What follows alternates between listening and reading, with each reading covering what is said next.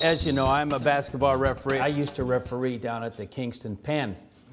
And so I got a speech last week. Marie and I, my wife, went down to the Kingston Pen so I could rehearse this speech. And if anybody's hearing it for the second time, at the end, I got to tell you Marie's evaluation of this speech.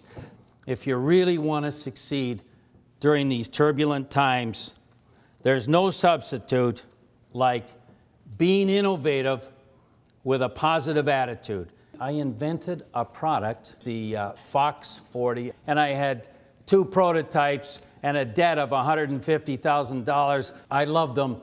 They were ultrasonic, 3-chamber, P-less whistles, shiny, beautiful.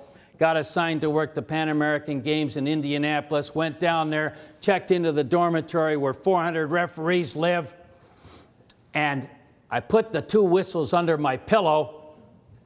If you had 2 whistles worth $75,000, they'd be under your pillow. And I got up at 2 o'clock in the morning with 400 referees sleeping in this dormitory. I put my heels up against the wall and I go like that. 400 referees came running. All you could see was white underwear. They said, "What is it?" I said, "What is it?" "It's a Fox 40. Can we buy it?" "Nope. They're on back order."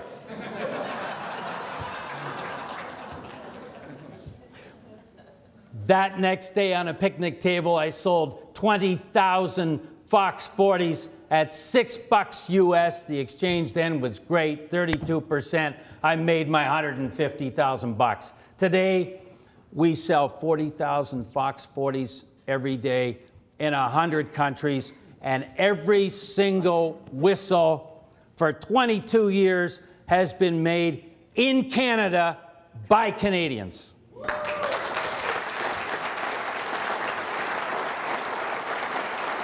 I bought a business, Fluke Transport, with no money. I found Fluke Transport, 3 brothers, Bob, Joe, and Sam Fluke, with the famous slogan, "If it's on time, it's a fluke." They weren't using the slogan. And I found out they wanted money for their company. So here's where I learned the lesson where you have to look for the deal button, the hot button. I knew Bobby Fluke. And I said, "Bobby, other than money, what do you want?" Because I'm looking for the deal button. He said, "I want a job for life." I said, "Okay, what are your interests?"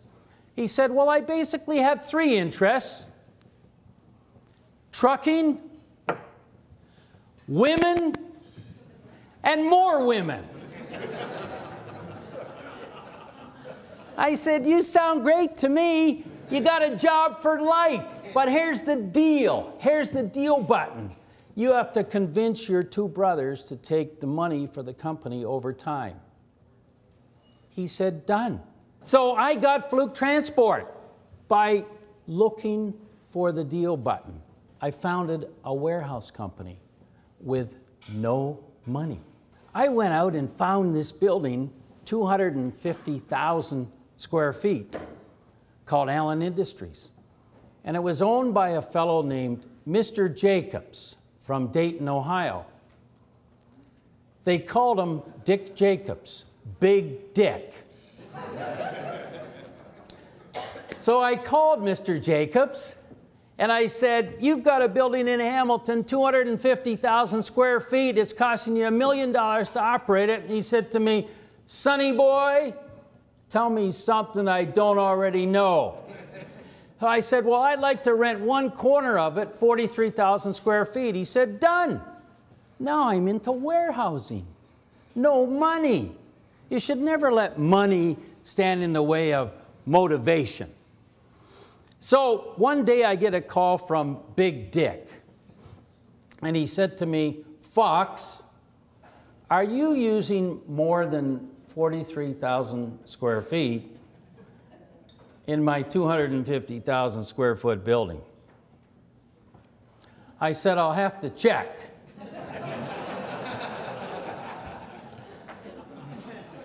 He said, don't bother, you're using 173,000 square feet of space and paying for 43,000 square feet. He said, I'm sending my jet up to Mount Hope Airport. So I drive my car up and I get on Jacob's private jet with a pilot and two of these airline stewardesses, and they serve me breakfast like I'm a big shot. Well, remember, I don't have any money, but I'm going down there to buy this warehouse. So we get down there and I buy the warehouse. Big Dick says, I'm going to hold a mortgage for 100%. Will you pay the mortgage? And I said, well, the one thing I've got integrity, and number two, I can outwork anybody, so I'm going to pay the mortgage on that warehouse. Good. So just as I'm leaving, I get up and I said, Dick, the building needs a new roof. And he said, that's good. Put a new roof on it. And I said, I don't have any money.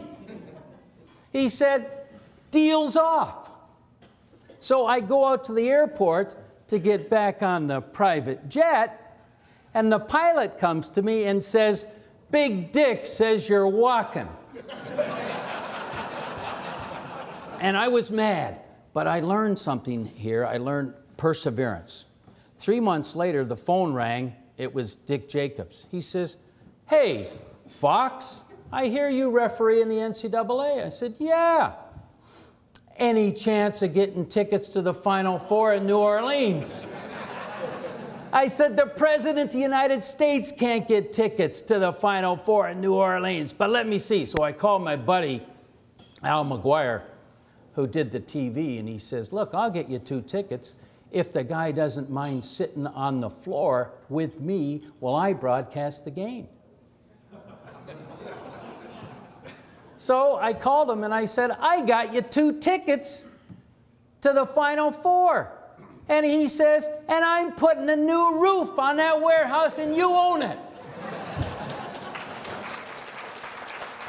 I need to finish with Marie's evaluation of this presentation. Marie evaluated this presentation for me last week, and she said, Ron, in a 20-minute speech, you missed several opportunities to sit down and shut up. I'm out of here.